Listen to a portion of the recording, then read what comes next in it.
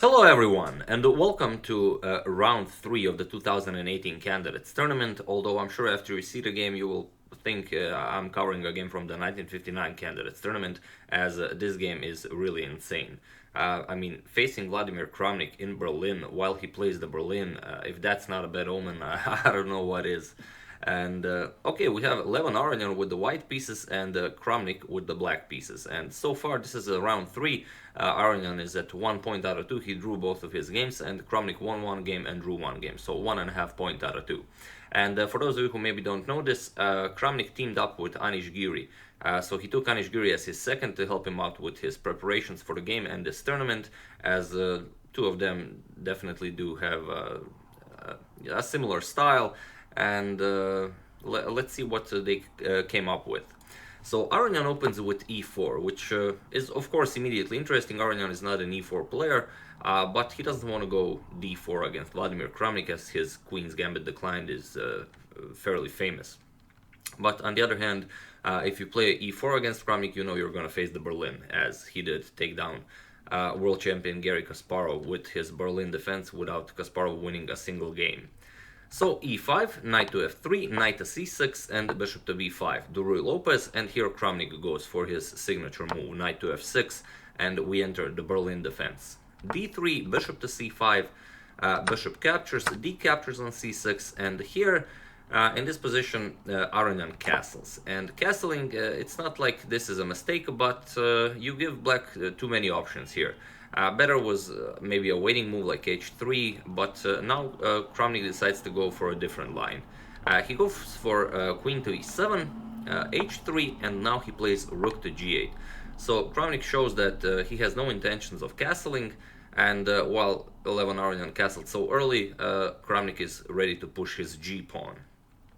King to h1, and now knight to h5. And if you look at this position now, black isn't better here, but look at white's development here. He only has this knight on f3 developed, while Kramnik has a bishop on c5, the knight is nicely placed on h5, ready to push g5, the queen is active on e7, the bishop is ready to jump into the game, the light square bishop. So, although Kramnik isn't better here, it's easier to play this position with black. Here, knight c3 was played, preparing to push d4. Kramnik goes for g5, and here you really have to be careful. Probably the best move for white is d4, simply countering this bishop and offering an exchange in the center. After e captures, c captures, bishop moves, now knight to h2, simply controlling the g4 square. But after knight to f6, black will push g4 nevertheless, but still it's better than what Aronian went for in the game. After this g5 move by Kramnik, Aronian played knight captures on e5, and seems like a decent move. Now if black captures, Aronian will capture the knight on h5. Also d4 will definitely be an idea since there's no more e-pawn.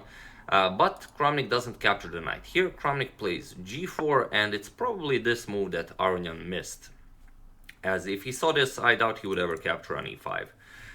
Here d4 was played, bishop to d6, and now g3. Of course, preparing h4, you still can't capture g captures on h3 because your knight is hanging on h5. But Kramnik plays bishop captures on e5, d captures on e5, and now queen captures on e5. Queen to d4, offering an exchange of queens. And in the live coverage, during the live coverage, everyone thought that Kramnik would accept the queen trade and go for a superior ending here. But Kramnik actually declines the trade of queens. He plays queen to e7, and he wants to keep going at it. He wants to attack. h4, closing the position on the king side, and now c5. Queen to c4, we have bishop to e6, forcing the queen even further back, queen to b5 check, and c6. And this was the critical moment of the game. This was Aronian's last chance to bring the queen over to d3 to help out with the defense. But here Aronian played queen to a4, and now it's all Vladimir Kramnik. And from this moment, this is move 18. From this moment on, Kramnik played the best possible move in every position, and it's truly an amazing game. You're welcome to try and find the move Kramnik played here, and it's the only move that allows black to keep his advantage, so feel free to pause the video and find Kramnik's move. So I will give it a couple of seconds as always. For those of you who were able to find Kramnik's move, congratulations, you are an excellent player. And for those of you who just want to enjoy the show, here Kramnik played f5.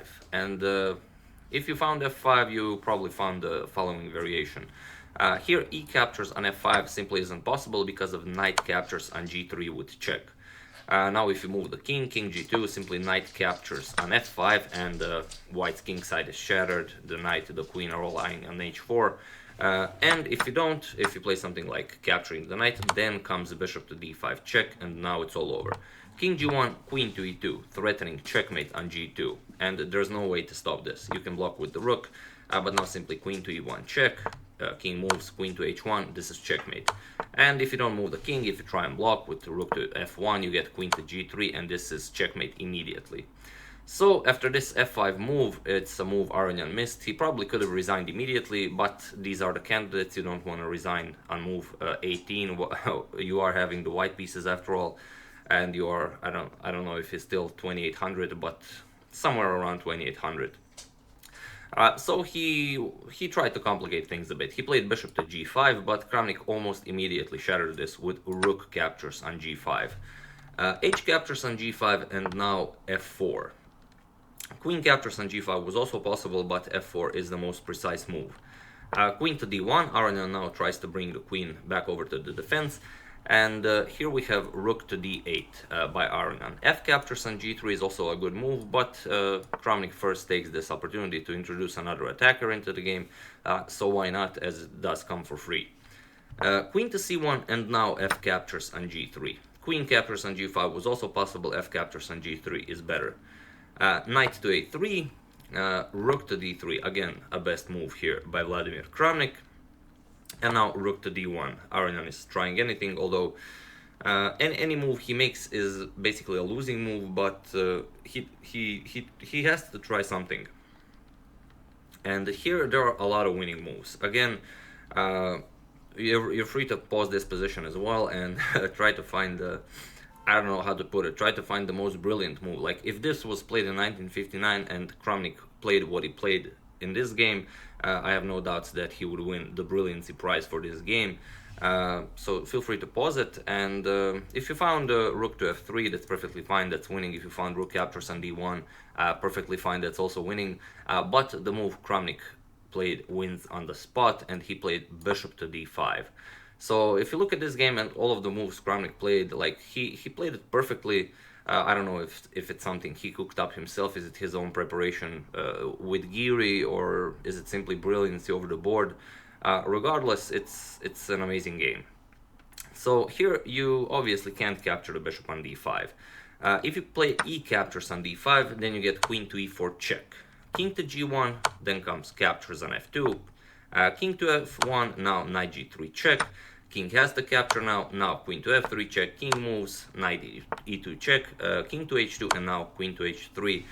This is a forced checkmate. So we don't really have the option of capturing on d5. Here in this position, Aronian played f3, and here g captures on f3 was played. And now e captures on d5. And although, I mean, Aronian is still completely lost, it's a shame he didn't allow this brilliant end of the game after rook captures on d3. After rook captures on d3, Kramnik would have the option of playing queen captures on e4, and now after rook to e3, it seems like Aronian is about to win Kramnik's queen, but here comes f2. The king is in check, there is no move here to be played. You would have to capture the queen, and then bishop captures on e4, and this is checkmate, as the f2 and g3 pawn are completely cutting off the white king. So unfortunately, the game didn't end like this. After g captures on f3, Aronian played e captures on d5. Here, Kramnik again goes for the most precise move, queen to e2, threatening checkmate on either h2 or g2. Rook to e1 was played. Again, it seems like Aronian is winning Kramnik's queen, but here comes g2 check. And after this g2 check, Aronian resigned in this position, as it's a forced checkmate in 4 moves, whatever white plays. If you go king to g1, then simply f2 check, king has the capture, and then f1 bringing a queen into the game. It's a double check, rather it's checkmate, as all of the pieces are working together nicely here. On the other hand, after g2 check, if you go king to h2, first black will give up one pawn, and then after king captures, it's the same as in the previous variation. f2 check, king moves, and now rook to h3 check, king g2, and f1, this is checkmate. So yeah, a beautiful game after rook e1. It's a shame it didn't end with that queen sacrifice. Aronian decided he doesn't want to give Vladimir Kramnik this pleasure, but an amazing game nevertheless. If you look at this position, rook on d3, queen on e2, pawn on f3, pawn on g2, and the knight on h5, and it's only move 27. I mean, it's a darn shame that there's no brilliancy prize to be awarded at the 2018 candidates tournament, as Vladimir Kramnik would definitely earn one here, as there were no severe mistakes. I mean, that queen to a4 instead of queen to d3 was a severe mistake, but you know, you have to find f5, and Kramnik played it pretty quickly. So again, I don't know if it was home preparation or over the board brilliancy. Either way, what a game to be played in round 3 of the 2018 candidates tournament. So yeah, that's the game. I do hope you enjoyed it. All the other games are still going on. I think one game was drawn, but I will check out if there will be some other interesting games to cover. Although till the end of the tournament, it will be very hard for any game to surpass this game. But yeah, it's a long tournament. We'll just have to see. So thank you all for watching. As usual, you can check two of my previous videos here. Yeah, thank you all, and I will see you soon.